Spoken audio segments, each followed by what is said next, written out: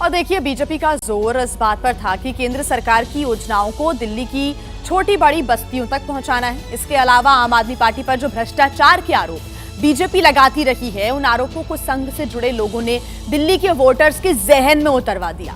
संगठन की इस रणनीति का कमाल यह हुआ कि जिस मुस्तफाबाद विधानसभा क्षेत्र में 40% से ज्यादा मुसलमान है, वहां पर बीजेपी 17,000 से अधिक वोटों से चुनाव जीती है।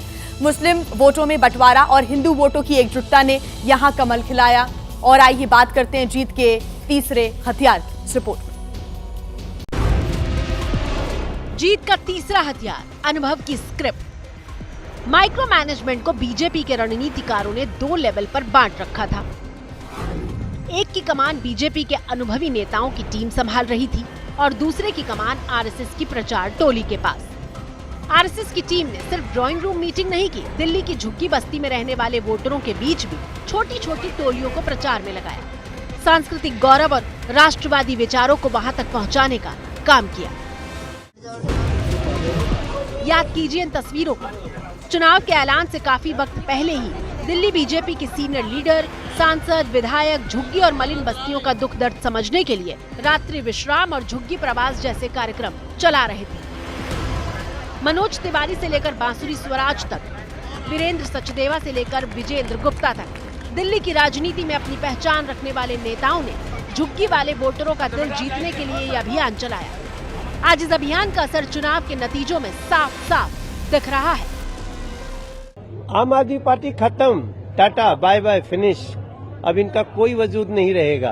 और जैसे ही हम 2.5-3 वर्षों में दिल्ली को उसकी खुशियां देंगे, तब लोगों को और कलई खुलेगी कि कितने बड़े ये अभिशाप बन के दिल्ली पर बैठे हुए थे। अब आम आदमी पार्टी का कोई फ्यूचर नहीं रहेगा, न दिल्ली, न पंजाब और न तो देश में कहीं भी। 26 साल बाद बीजेपी को मिली ऐतिहासिक जीत के पीछे दिल्ली की क्लस्टर्स और झुग्गियों का बड़ा रोल माना जा रहा है। पहले इन इलाकों से भारतीय जनता पार्टी को 20 से 25% वोट मिला करता था, लेकिन इस बार भारतीय जनता पार्टी ने 50% वोट का लक्ष्य निर्धारित किया। माना जा रहा है कि झुग्गी और झोपड़ियों में भाजपा की रणनीति का ही कमाल है कि टारगेट से बेहतर प्रदर्शन किया। इन आपदा वालों ने झुग्गी वालों को घर देने से रोका। हम पूरी गंभीरता से धरातल पर रहकर काम करेंगे। हम दिल्ली के लोगों की सेवा में दिन रात एक कर देने वाले लोग। जीत का चौथा हथियार, सत्ता विरोधी लहर की सवारी। मोदी जानते थे कि 10 साल से दिल्ली की सत्ता पर काबिज आम आदमी पार्टी के खिलाफ सत्ता विरोधी लहर है और मोदी ने इस लहर की सवारी करने का प्लान बनाया। इन आपदा वालों की लुटिया यमुना जी में ही डूबेगी। केजरीवाल ने वादा किया था कि वो यमुना को स्वच्छ और अविरल बनाएंगे, लेकिन यमुना में सिर्फ झाग तैरता रहा। उन्होंने वादा किया था कि दिल्ली को वर्ल्ड क्लास सिटी बनाएंगे, लेकिन मुफ्त पानी और मुफ्त बिजली के अलावा दिल्ली की ऐसी तस्वीरें भी सामने आई जब राजधानी अपने ही हाल पर रोती हुई दिखाई दी। 10 साल से झेले खूब बहाने हमने, दिल्ली के मालिक बन बैठे लगे हो बस तुम ठगने। बहुत सहेलियां नहीं सहेंगे, कर दो ये ऐलान। दंगे कचरा धुआं हटा के बदलो दिल्ली की पहचान, बदलो दिल्ली की पहचान। और इस बार दिल्ली ने मोदी के वादे पर यकीन किया।